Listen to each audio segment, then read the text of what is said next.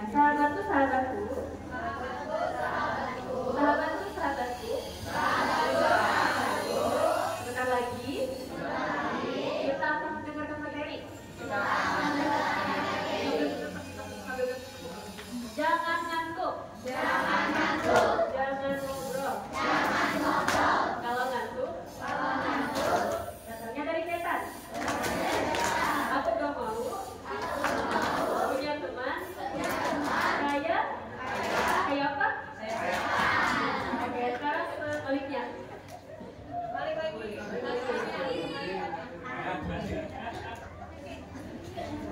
Siap sahabatku.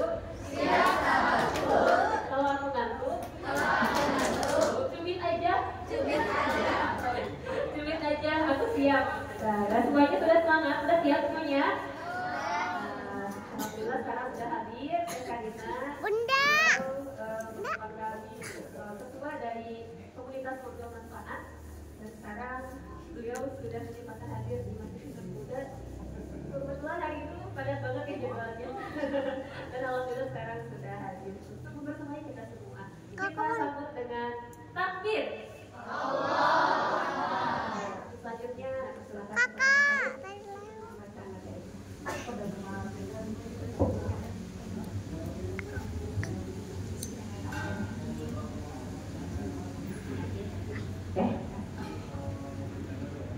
Masya Allah. Assalamualaikum warahmatullahi wabarakatuh. Waalaikumsalam warahmatullahi wabarakatuh. Wah, Masya Allah, takjub sekali sekarang yang hadir dari berbagai usia anak-anak ya. Yang paling besar usia berapa ya? 17 tahun. Yang paling kecil usia berapa? 9 tahun. Ini dari Warung Kiara. Oh, Masya Allah. Oke, sebelum kita mulai ke materi, kita perkenalan dulu ya. Enaknya mungkin panggil teman-teman aja ya. Teman-teman semua, nama saya Karina Novianti. Saya dari komunitas Ngobrol Manfaat dan juga Sukabumi Read Aloud. Tapi sebelumnya ada yang pernah dengar read aloud itu apa ya? Read aloud dalam bahasa Indonesia itu artinya membaca nyaring. Ada yang sering membaca nyaring? Membaca nyaring itu membaca dengan bunyi suara, mengeluarkan suara, tidak membaca dalam hati. Ada yang sering membaca dengan membunyikan suaranya? Acungkan tangan. Apakah di sini membacanya dalam hati semua? Ada yang pernah membaca dengan mengeluarkan suara? Boleh acungkan tangan? Oke. Nah, berarti secara tidak langsung teman-teman semua sudah melakukan aktivitas read aloud. Tapi read aloud sendiri itu berbeda ya. Kalau misalkan teman-teman belajar itu misalkan belajar matematika atau bahasa Indonesia, menghafalnya dengan membunyikan suara. Nah, ada aktivitas read aloud yang dengan aktivitas ini kita bisa menambah minat baca kita. Ada yang senang membaca?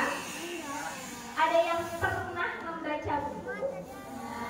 Bukunya mungkin nih, aku contohkan ya. Ada yang sering ke perpustakaan lalu membaca buku seperti ini? Pernah ya? Tapi apakah setiap hari kalian membaca buku? Tidak. Seringnya kalian aktivitas yang setiap hari dilakukan itu apa?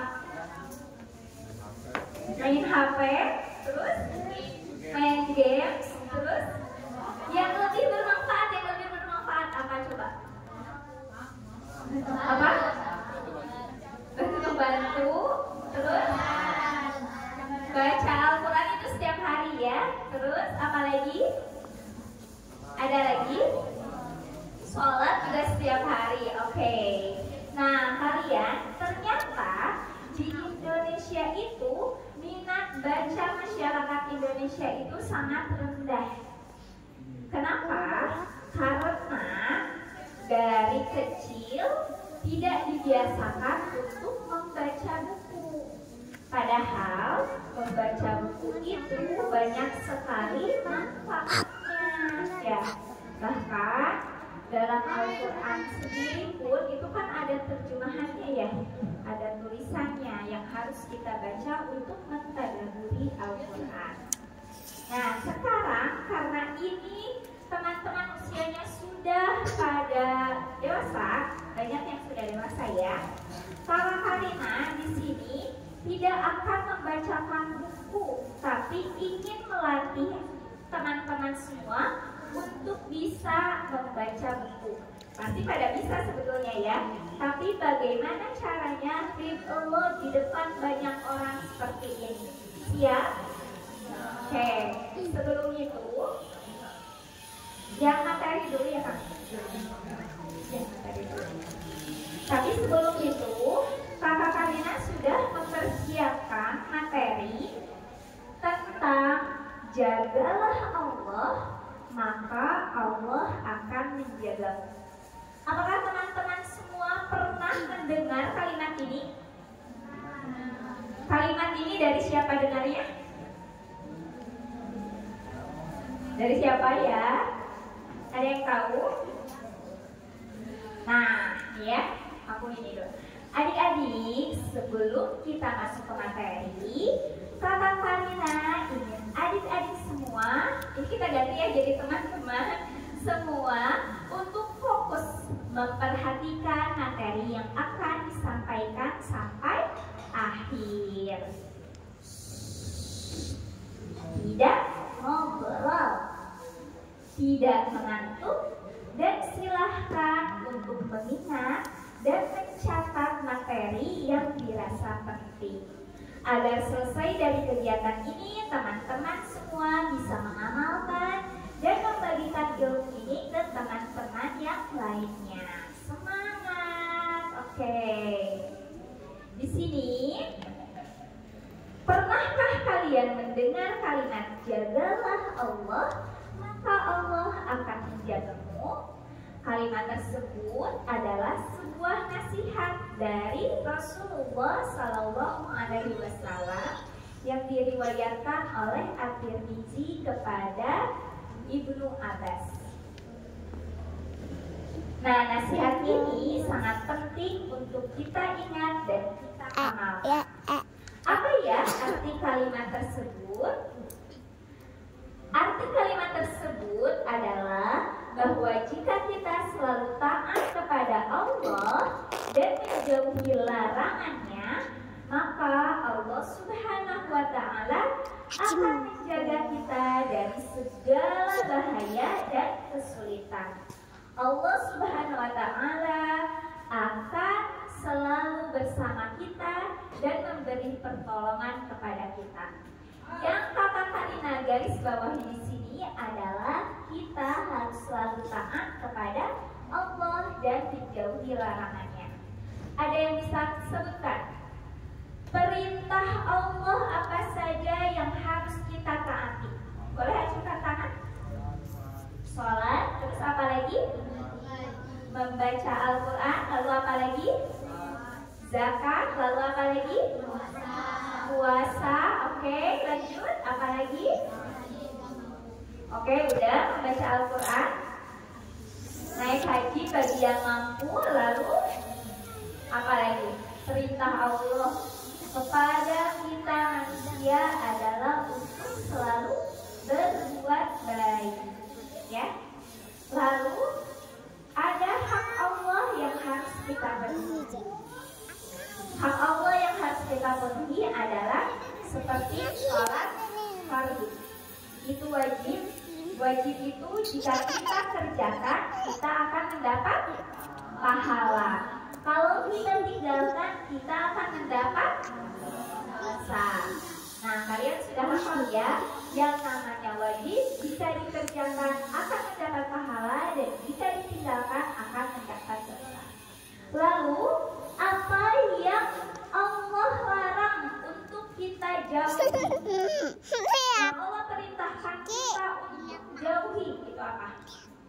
Iya.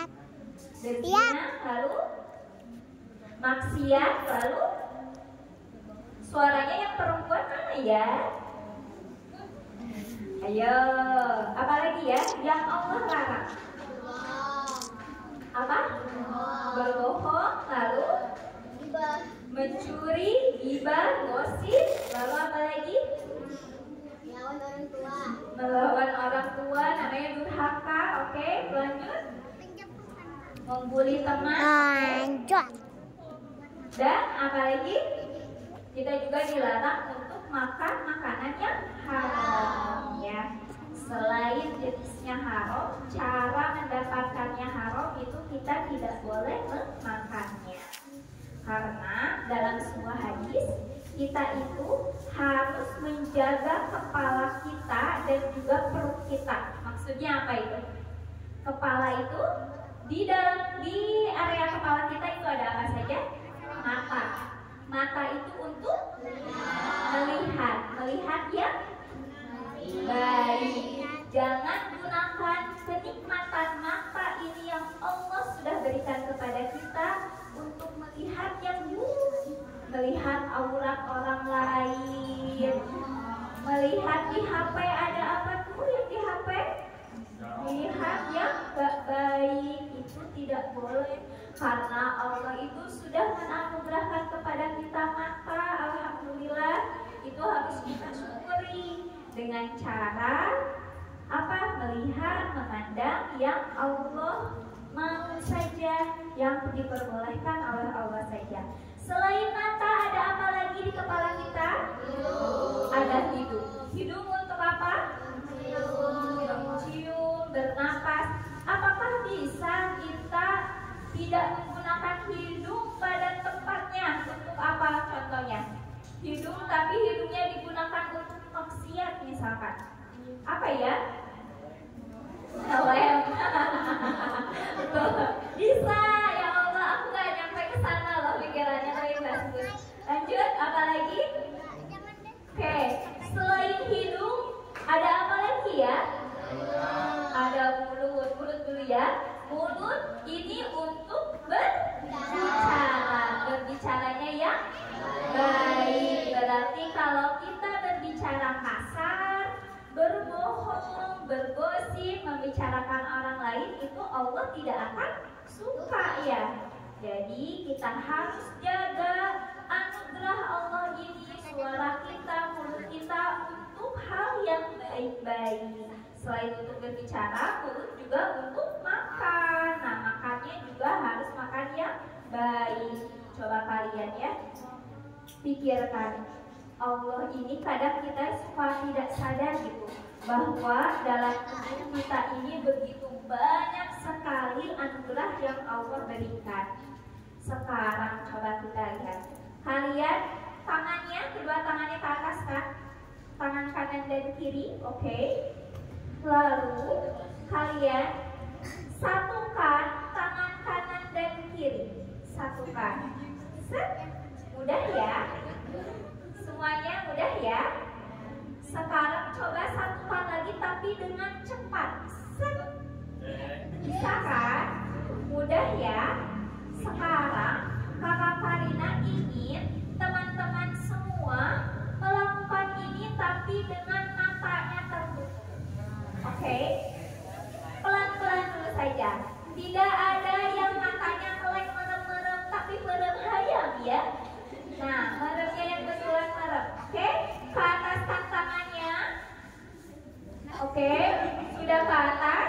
Sekarang satukan. Jangan diulangi lagi. Ada yang diulangi lagi. Oke? Masih sukses ya karena belum cepat. Sekarang masih merem tapi dengan cepat. 1, 2, 3, set. Oke? Ada yang sukses?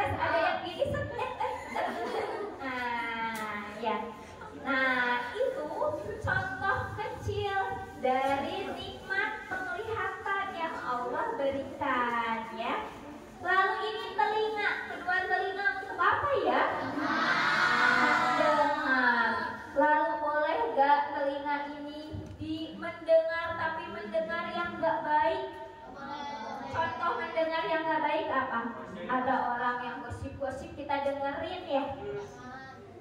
Kalau misalkan ada yang bergosip, kita istighfar, ingatkan, udah boleh bergosip gitu ya. Astagfirullahaladzim. Ya, Masya Allah. Oke, kita lanjutkan. Bagaimana ya cara kita menjaga Allah Subhanahu wa Ta'ala? Ada banyak cara menjaga Allah Subhanahu wa Ta'ala. Yang pertama, menjalankan ibadah dengan khusyuk dan ikhlas. Tanda kita menjalankan ibadah dengan khusyuk dan ikhlas itu seperti apa? Kalau sholat, apakah sholat yang ini? Amin, amin. Apakah yang seperti itu khusyuk? Tidak ya. Jadi kita itu kalau sholat harus tertib. Jangan sampai berpindah gerakan sebelum bacaan kita selesai. Nah, cara untuk sholat supaya khusyuk itu sangat susah, tidak mudah, perlu latihan. Dan apakah di sini semuanya sudah terbiasa melaksanakan sholat 5 waktu? Acungkan tangan yang tidak pernah bolong sholatnya, 5 waktu dikerjakan. Wah, pada bolong semua nih sholatnya.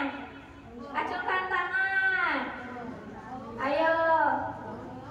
Yang bolong-bolong sholatnya, sholat apa yang paling susah?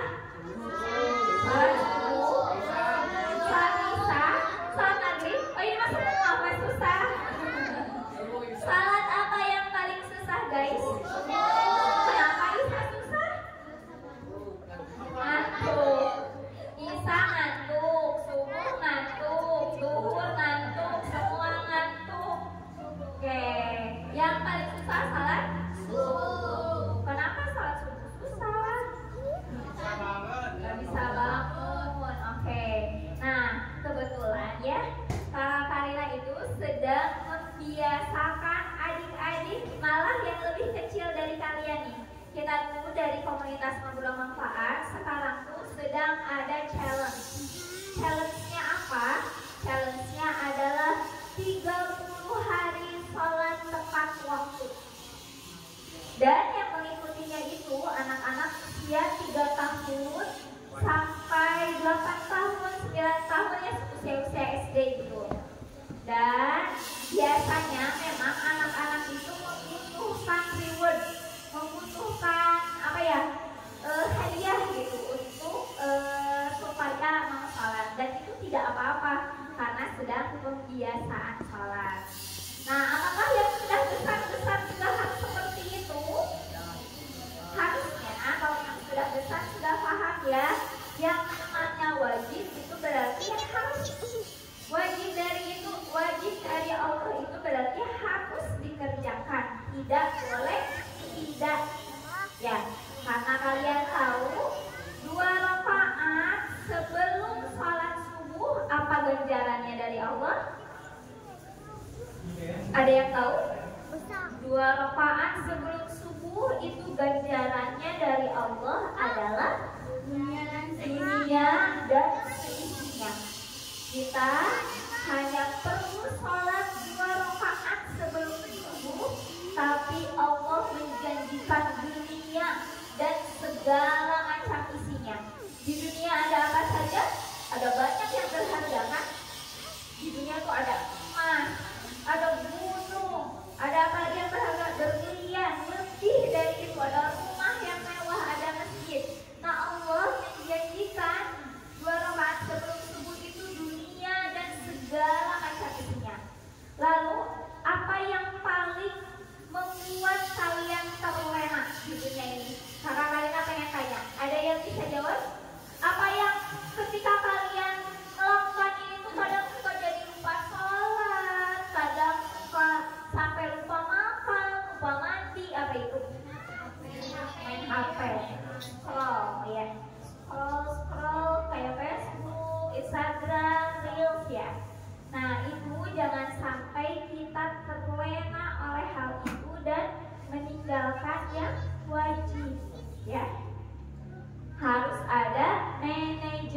manajemen gadget. Lalu yang kedua, menjauhi larangan-larangan Allah. Yang tadi ya, larangan Allah tuh kayak seperti berjudi, berzina, lalu apa? Berbohong dan lain sebagainya. Selalu berzikir dan membaca Al-Quran. Zikir itu lafaznya apa saja? Bersama-sama.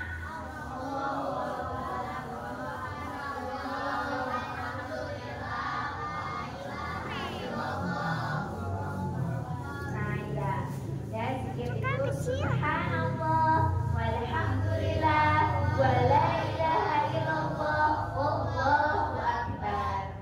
Lalu ada meminta maaf kepada Allah jika melakukan kesalahan. Cara meminta maaf kepada Allah adalah dengan beristighfar. Lafaz istighfar bagaimana? Astaghfirullahaladzim. Lalu kita juga bisa dengan salat taubat. Ada yang pernah melaksanakan salat taubat setelah misalkan kalian main bola, lalu sengaja nih tendang temannya, lalu kalian ngambil air wudhu dan salat taubat. Ada yang seperti itu? Belum? Oke. Nanti kalau karena sebetulnya ya, dosa itu ada dosa yang disengaja, ada yang dosa yang tidak kita sadari, tidak disengaja. Dan kita harus sering sholat taubat untuk bertobat atas kesalahan kita. Lalu apa manfaat dari menjaga Allah? Ada banyak sekali manfaat yang akan kita dapatkan dan kita selalu menjaga Allah. Yang pertama, hidup kita akan lebih tenang dan damai.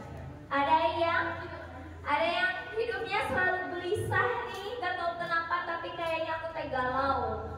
Ada yang kayak gitu? Gak tahu kenapa hati aku mau sakit, tapi gak tahu kenapa ini apa ya, nyeri hati tapi gak tahu kenapa tiba-tiba aja gitu. Ada yang pernah merasakan gitu gak? Ada ya? Misalkan aku resah harus berbuat apa tapi bingung harus ngapain. Nah itu kita harus apa? Berbanyak zikir ya. Barangkali apa kegalauan yang kita rasakan itu adalah atas dosa yang telah kita lakukan.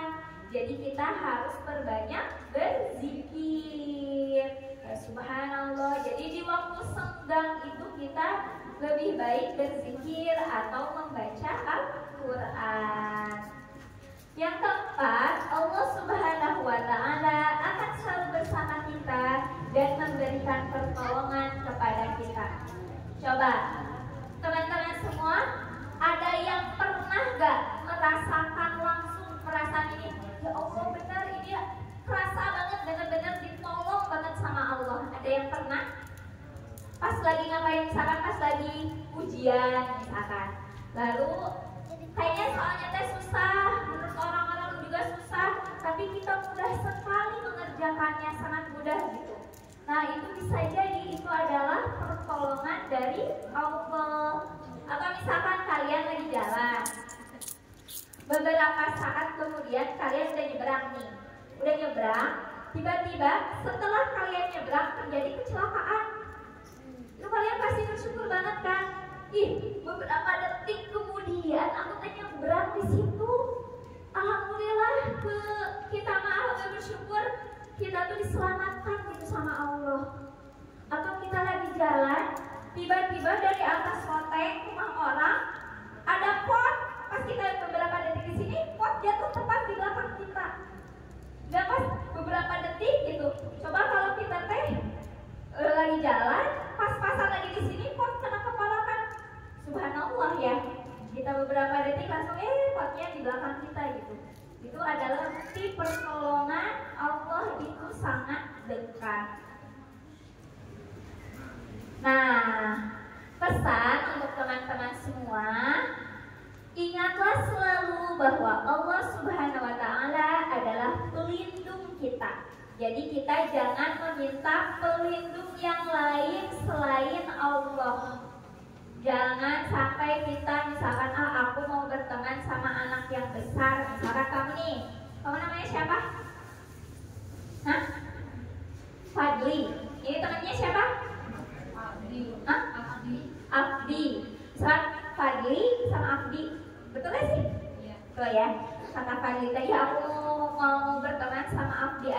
Jadi nanti kalau ada yang nggak baik ke aku, kayak ada yang jagain, misalkan abdi.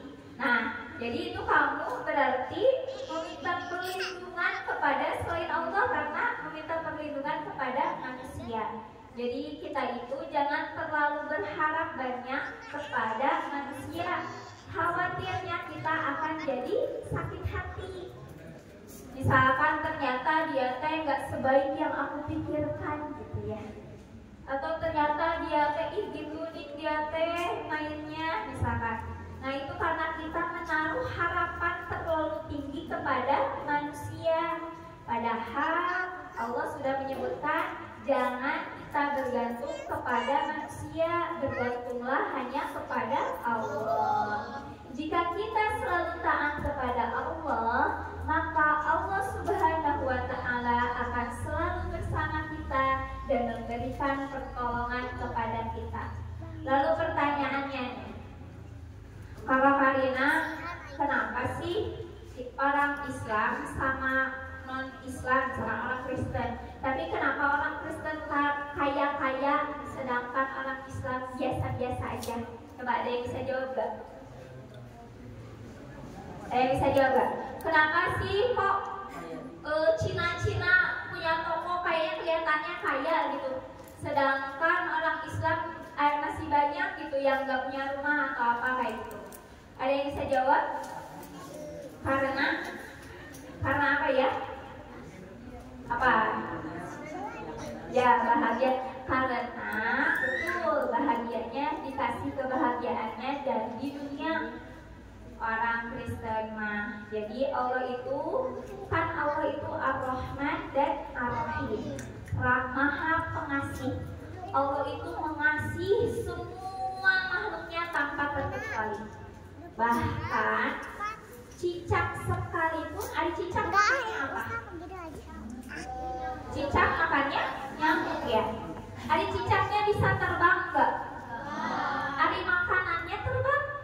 Ya. Gimana coba?